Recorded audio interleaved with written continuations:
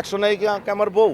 হাসান জাহাঙ্গীরের সাথে পপি ভেগে গেছে, বা এতদিন হাসান জাহাঙ্গীরের সাথে পপি ছিল, এটা নিউজ চলে আসলো চিত্রনায়িকা মৌসুমী বিয়ে করলেন হাসান জাহাঙ্গীরকে। What is this? এটা এই ধরনের প্রশ্ন আশা করি তোমরা যারা সাংবাদিক ভাই বন্ধুরা আছো এটা করবা না। না না, প্রশ্ন ওঠে না। আমি তো আমেরিকাতে, আমি তাহলে কাকে বলবো?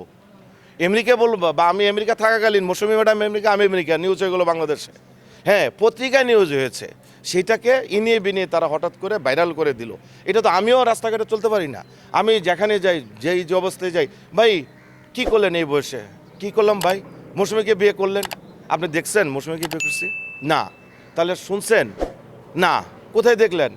ইউটিউবে দেখলেন। তা ইউটিউবে তোমার এইসব আজগুবি গল্প কেন, এইসব নিউজ দিয়ে কেন ভাইরাল করতে চাও?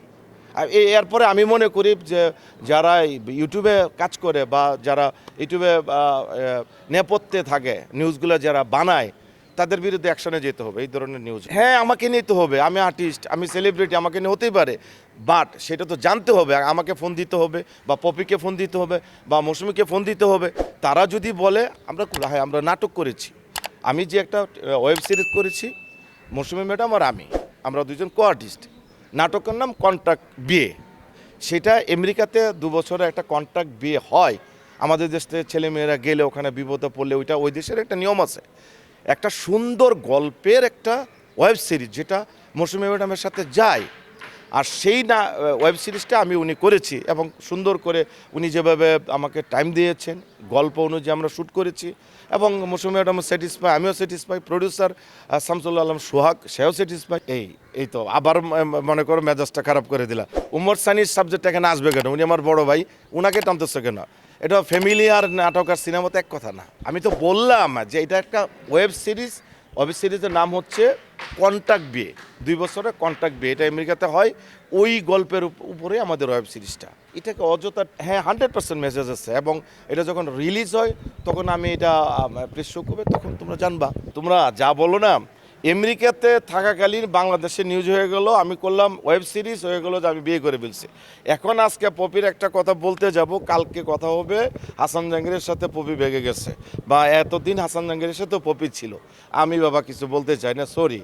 পপির নিয়ে আমি বলতে চাই না। আমি তো হাজব্যান্ড, কারণ ও আমার সাথে যেই নাটকগুলো করেছে, ওয়েবে কাজ করেছে, ম্যাক্সিমামের মধ্যে আমরা হাজব্যান্ড ওয়াইফ, আমরা বাসর করেছি, বিয়ে করেছি।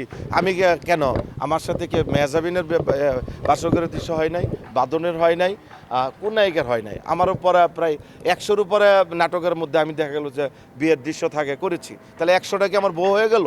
100 নায়িকা আমার বউ? এই তো আমি মনে করি যে অযথা প্রশ্ন। না না না, মানে কিছু বলা যাবে না, আপাতত মুখ বন্ধ রাখতে হবে। কারণ পপি একটা সুন্দর মনের মানুষ, ভালো অভিনেত্রী, ন্যাশনাল অ্যাওয়ার্ড পাওয়া একটা অভিনেত্রী। নট অনলি সে একজন ফিল্ম অ্যাক্ট্রেস, বাট তার গুণ আছে, তার মেধা আছে। কারণ মেধা না থাকলে সে 14 সাল থেকে 19 সাল পর্যন্ত আমার সাথে একটা না কাজ করতো না। একটা ভালো বন্ডিং ছিল, আমার একটা ভালো বন্ধু ছিল, যে কোনো কথা আমার কাছে শেয়ার করতো।